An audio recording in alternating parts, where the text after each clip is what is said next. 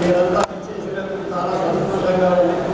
ఈ సంతోష సమయంలో మొదట ఉగాది కవి సమ్మేళనం జరుగుతుంది. ఈ ఉగాది కవి సమ్మేళనం ఈ లైబ్రరీని ఈ స్థితికి రావడానికి అమెరికా వారు అంటే ఇక్కడ పక్కన బియ్యంలో చాలా కాలం అమెరికాలో దాదాపు 50-60 ఏళ్ళు ఉంటూ ఉన్నటువంటి ఆయన మైనేని గోపాలకృష్ణ గారు చాలా భూరి విరాళం ఇచ్చి ఈ లైబ్రరీలో దక్షిణ భారతదేశంలో ఇదే మొదటి లైబ్రరీ. ఈ లైబ్రరీ స్థాపన వారు కిందటి జూన్లో ప్రారంభించారు.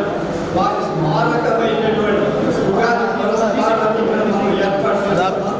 ఈ ఉగాది పురస్కారం రాష్ట్రభారతికి అయినా 12 పుస్తకాలు పైగా స్పాన్సర్గా ఉన్నాం. మేము 39 పుస్తకాలు ప్రచురిస్తే అందులో 12 పుస్తకాలు అయినా స్పాన్సర్, చాలా ఖరీదైన పుస్తకం.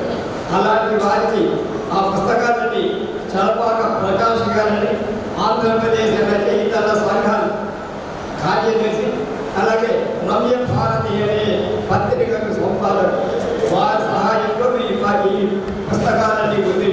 కనుక ఆ అవార్డు ఆయన పేరు మీద ఒక అవార్డు ఇవ్వాలనుకున్నా దానికి జీవన సాఫల్య పురస్కారం పేరు మీద ఈ జీవన సాఫల్య పురస్కారం చలపాక ప్రకాష్ గారికి ఇవ్వాలని కిందటిసారి డిసెంబర్ 27 ఇదే మా గోపాలకృష్ణయ్య గారి సన్మాన సభ జరిగినప్పుడు మేము నిర్మాణం చేసుకున్నాం. వేదిక వెళ్ళి ప్రకాష్ గారి పెట్టుకుంటాం. కనుక ఇది ఆ సంతాన సభలో చెప్పిన తీర్మానం ప్రకారం మైనేని గోపాలకృష్ణ స్మారక ఈ జీవన సాఫల్య పురస్కారాన్ని మన చలపాక ప్రకాష్ గారికి ఇస్తాం. కొత్తగా ఇంకొకటి ఏంటంటే మామూలుగా ఉగాది కవి సమ్మేళనం జరుగుతున్నాడు.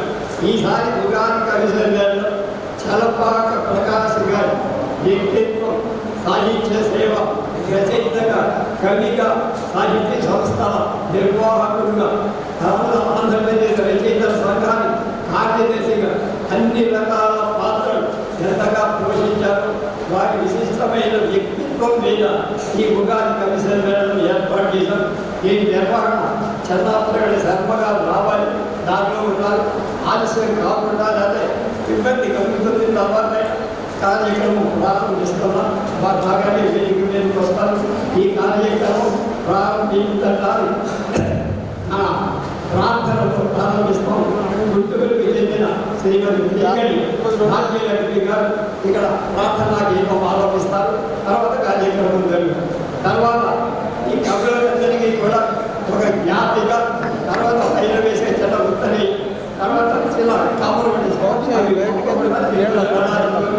మీరు చదివిన కవిత్వాన్ని మాకు ఇక్కడ అందజేయాలి.